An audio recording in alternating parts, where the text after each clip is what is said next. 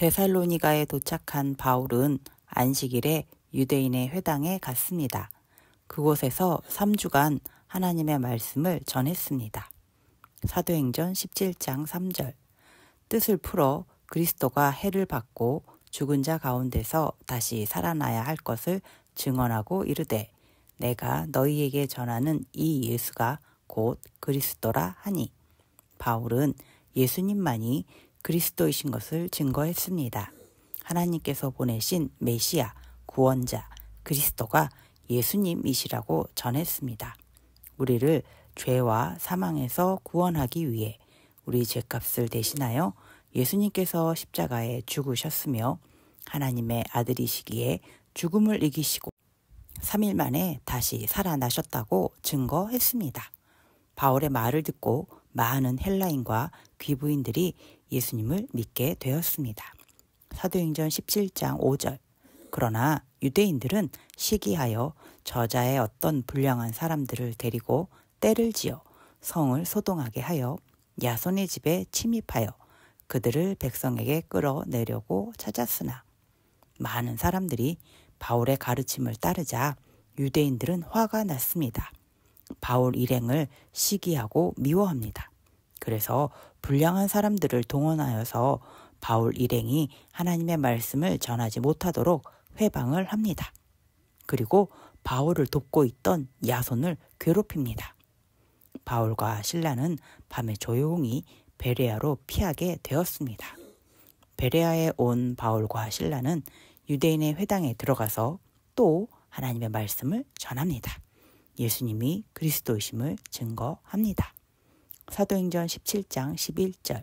베레아에 있는 사람들은 데살로니가에 있는 사람들보다 더 너그러워서 간절한 마음으로 말씀을 받고 그것이 그러한가 하여 날마다 성경을 상고하므로 베레아 사람들은 바울이 전하는 하나님의 말씀을 기뻐했습니다.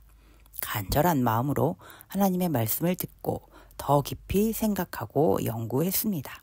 하나님의 말씀을 좋아했습니다. 많은 남자와 여자들이 하나님을 믿었습니다. 그런데 문제가 생겼습니다. 사도행전 17장 13절. 데살로니가에 있는 유대인들은 바울이 하나님의 말씀을 베레아에서도 전하는 줄을 알고 거기도 가서 무리를 움직여 소동하게 하거늘.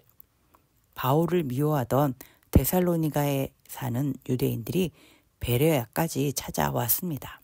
그리고 바울 일행이 하나님의 말씀을 전하지 못하도록 방해합니다.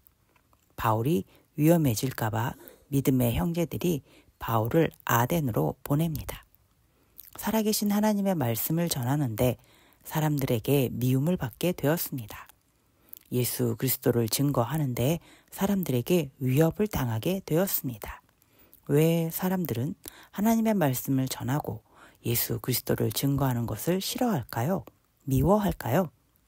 요한복음 15장 18절 19절. 세상이 너희를 미워하면 너희보다 먼저 나를 미워한 줄을 알라. 너희가 세상에 속하였으면 세상이 자기의 것을 사랑할 것이나 너희는 세상에 속한 자가 아니요 도리어 내가 너희를 세상에서 택하였기 때문에 세상이 너희를 미워하느니라. 세상이 예수님을 믿는 사람들을 미워하는 것은 예수님을 미워하기 때문입니다. 우리가 세상과 같은 편이 아니라 예수님 편이라서 미워합니다. 세상은 예수님을 미워합니다. 예수님께서 하나님의 살아계심을 믿지 않는 것이 죄라고 하셨기 때문입니다. 하나님의 살아계심을 믿지 않는 사람이 죄인이라고 하셨기 때문입니다. 우리도 원래는 하나님을 믿지 않던 죄인이었습니다.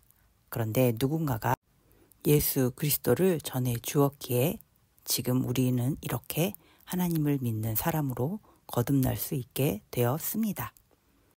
그렇기 때문에 예수 그리스도를 먼저 믿게 된 사람은 아직 예수 그리스도를 믿지 않는 사람에게 열심히 예수님만이 그리스도이심을 증거해야 합니다. 극일교회의 어린이 여러분, 예수님만이 그리스도이심을 잘 믿는 어린이가 됩시다. 그리고 아직 예수님을 믿지 않는 사람에게 예수님을 증거하는 멋진 하나님의 자녀가 됩시다.